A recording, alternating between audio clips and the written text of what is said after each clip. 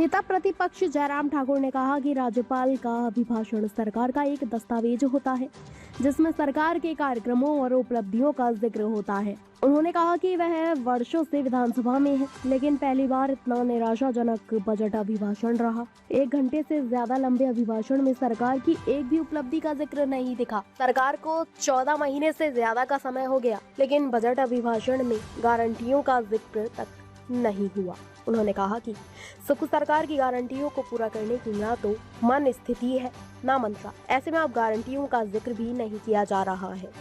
जयराम ठाकुर ने कहा कि जहां सरकार ने हरित राज्य बनाने जैसे कार्यक्रमों का जिक्र किया, लेकिन अब तक जमीनी स्तर पर योजनाएं नजर नहीं आती।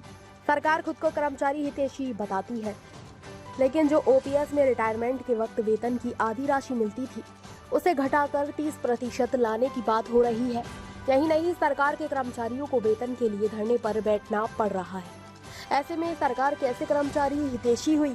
जयराम ठाकुर ने सरकार से पूछा कि पहली कैबिनेट में 1 लाख नौकरियां देने का वादा करने के बाद अभी तक कितनी नौकरी दी। उन्होंने कहा कि प्रदेश के युवा चौड़ा मैदान में धरने पर है। JOAIT के मामले में सरकार के नुमाइंदे उच्चतम न्यायालय में परीक्षाएं रद्द करवाने के लिए दलीलें देते रहे, मगर दस्तावेज पेश नहीं कर पाए। इस दौरान नेता प्रतिपक्ष ने हमीरपुर चयन बोर्ड के बंद करने की कार्रवाई पर भी सवाल खड़े किए। किस तरह की रणनीति रहेगी सत्ता पक्ष को घेरने की? सदन में जाने की क्या तैयारी है?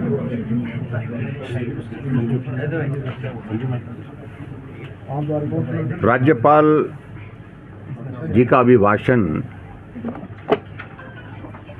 सरकार का एक दस्तावेज होता है। 1 साल का सरकार का कार्यकाल पूरा हुआ और 1 साल में सरकार ने किन किन योजनाओं पर काम किया, किस किस क्षेत्र में काम किया और हिमाचल के विकास के लिए किस प्रकार का सरकार का योगदान रहा, इन बातों का जिक्र महामहिम राज्यपाल जी के अभिभाषण में होता है।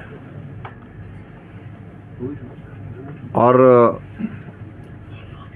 मैं इस विधानसभा में कई वर्षों से महामहिम राज्यपाल के अभिभाषण को सुनता आ रहा हूँ, लेकिन आज सचमुच में एक बहुत बड़ी निराशा हुई।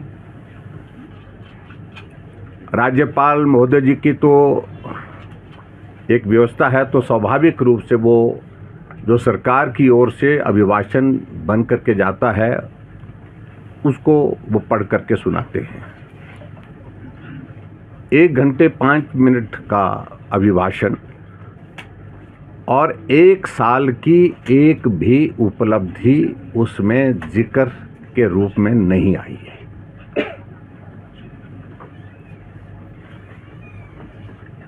और सरकार का 5 साल का कार्यकाल में से 1 साल निकल गया है, यानी कि 14 महीने निकल गए, लेकिन उपलब्धि के नाम पर अभी भी हिमाचल प्रदेश की सरकार को अगर हम पूछें तो जवाब कोई नहीं है। उपलब्धि के नाम पर शून्य है।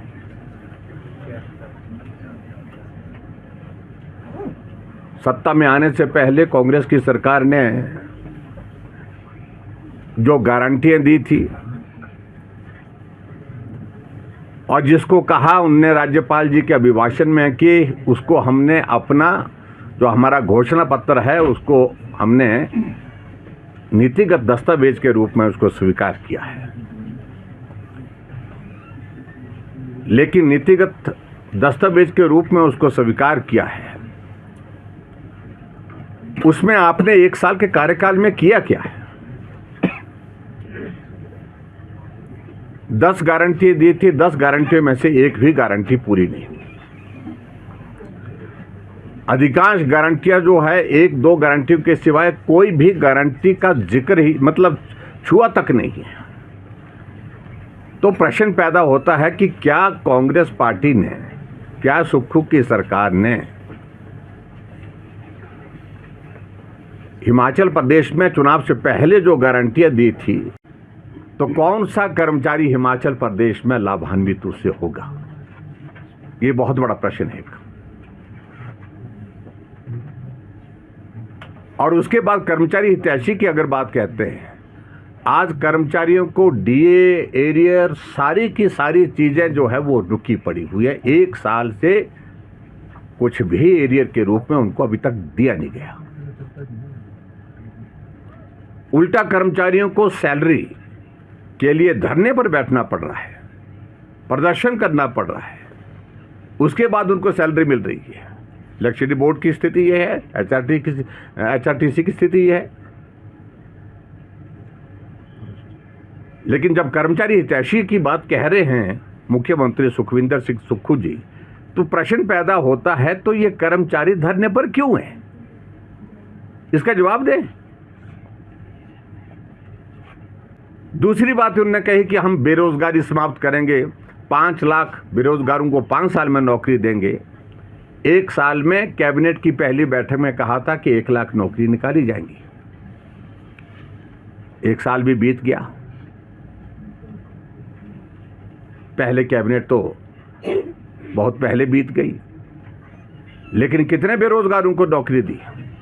आज हम जाते हैं चौड़ा मैदान में, वहाँ पर बेरोजगार धरने पर बैठे हुए हैं। सचिवालय में जाएं तो वहाँ पर धरने पर बैठे हैं। आज अलग अलग जिला मुख्यालय में जाएं, वहाँ पर प्रदर्शन हो रहे हैं।